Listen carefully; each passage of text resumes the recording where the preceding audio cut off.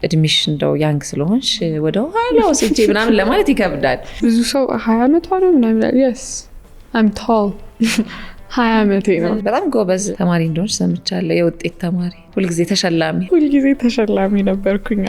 እኔ ትምህርት ያስከብራል ምንም ነገር ቢሆን። ዋና ኢንስፔክተር ሰድናይት አባተ እኔና እናቴ ስልክ ስናወራ ተሰቂያለሽ። እንደ ጓደኛ ነው። እሜቴ እንዴት ነሽ?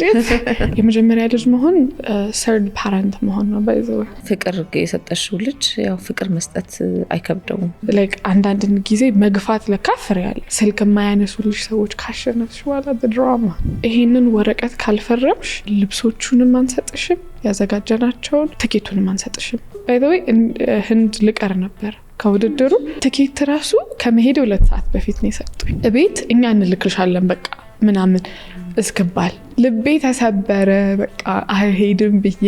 ስለዚህ ለዚህ ፓጀንት መሸለም ያለባቸው እኔ ቤተሰቦችሽ ይመስሉኛል። በጣም ብዙ ነገር ነበር ፕሮሚስ የተደረግኩት ልበል። እንዴት ደስ ይላል አልፎ ሲወራ። ኢንተርናሽናል ስቴጅ ላይ ሄዳ ተሳትፋ ትመጣለች ነው እንጂ አንቺ ደግሞ ስትዘጋጀ የነበረው ለማሸነፍ ነው። በጣም ብዙ ነገር ሆንኩኝ። ቤተሰቤን ከአቅም በላይ ያስጨነቅኳቸው። በቃ ለምን አይቀርም ትምቴን ገብቼን ያልማርም ምንድነው? እኔ እኮ መማር የምችል ሰው ነኝ። ይሄን ያህል ምንድነው እንዲህ ሰፈር እያረኩኝ ያለሁት?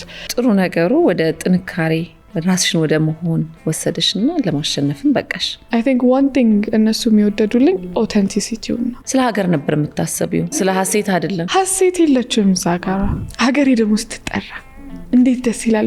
ኢትዮጵያ አፍሪካን ሪፕሬዘንት ማድረግ ትችላለች። በጣም ትልቅ ሀገር ናት። ብዙ ሰዎች እንረዳሻለን ብሎ ምንም ነገር ያላረጉኝ ሰዎች they're taking the credit ስመጣ ለመታየት ሳይሆን ለውጥ ለመሆን። እሳት ያቃጥላል ስታዩ ሊያምርሽ ይችላል። ብልጥ ልጅ ደግሞ ከሰው ይማራል ይባላል። ሴቶች እርስ በርስ እንዴት እንደሚቀናኑ ሳቦታጅ እንደሚደራረጉ ሳታስቢውን ያስተካክልሽለት። ኢትዮጵያ ውስጥ ያለው ጃኬት እንዴት አይነት ነው አያምርም እንዳይልብሽ ፈልቆ ሀገሬ ስማ አይሆንም። የብዙ ሰው ውጤት ነሽ፣ የብዙ ሰው ዋጋ ነሽ። ብዙ ሰው ህይወትሽ ላይ ዋጋ ይከፍላል። ለዚህ ራስሽን ዋጋ ደግሞ ማወቅ አለብሽ። እስቲ ደግሞ ወደ ግል ህይወትሽ ደግሞ እንግባና ያ ሀሴት ፍቅረኛ አላት ወይ?